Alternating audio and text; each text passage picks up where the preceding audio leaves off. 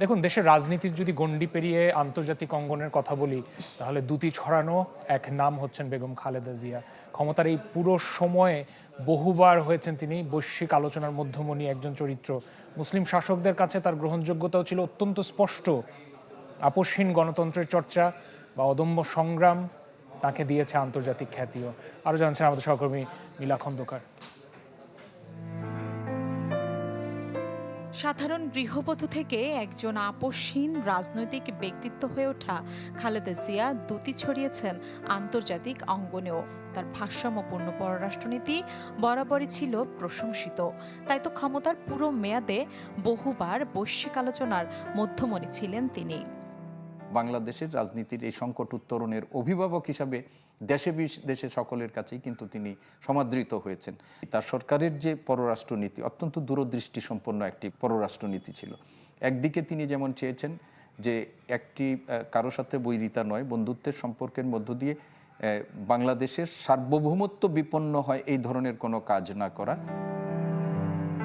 ভারতের প্রভাব থেকে মুক্ত হতে সার্ককে শক্তিশালী করার উদ্যোগ নেন বেগম জিয়া। মনোযোগ দেন পূর্বমুখী নীতির দিকেও।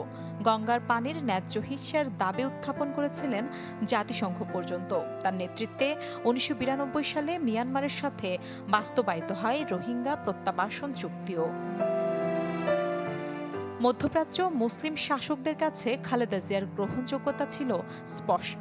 ধর্মীয় আবেগে নয়, বরং কূটনৈতিক দক্ষতায় মধ্যপ্রাচ্যের সাথে গড়ে তোলেন বলিষ্ঠ অংশীদারিত্ব। ফলস্বরূপ অঞ্চলটিতে উন্মুক্ত হয় বিশাল শ্রমবাজার। ইসলামী দেশগুলোর মধ্যে বিশেষ করে আপনারা জানেন যে মধ্যপ্রাচ্যের যে আমাদের শ্রমবাজার, সেই শ্রমবাজার যেটি উন্মুক্ত হয়েছিল শহীদ রাষ্ট্রপতি জিয়াউর রহমানের হাত ধরে, সেই শ্রমবাজারটিকে বিকশিত করার জন্য তিনি কিন্তু গুরুত্বপূর্ণ ভূমিকা পালন করেছেন। দীর্ঘ রাজনৈতিক জীবনে খালেদা জিয়া পেয়েছেন আন্তর্জাতিক স্বীকৃতি। ২০০১ থেকে ২০০৬ সাল পর্যন্ত প্রধানমন্ত্রী থাকাকালীন তাকে বিশ্বের শীর্ষ ক্ষমতাধর নারীদের তালিকায় স্থান দেয় ফোর্বস ম্যাগাজিন। ২০১৮ সালে Canadian human rights international organisation তাকে দেন মাদার অব ডেমোক্রেসি সম্মাননা। খালেদা জিয়ার অসুস্থতার পর যেমন প্রার্থনায় হাত তোলেন দেশের লাখো মানুষ, তেমনি সাড়া পড়ে আন্তর্জাতিক মহলেও। Al Jazeera, Straits Times, Telegraph India সহ বিভিন্ন আন্তর্জাতিক গণমাধ্যম গুরুত্ব দিয়ে প্রকাশ করে তার অসুস্থতার খবর।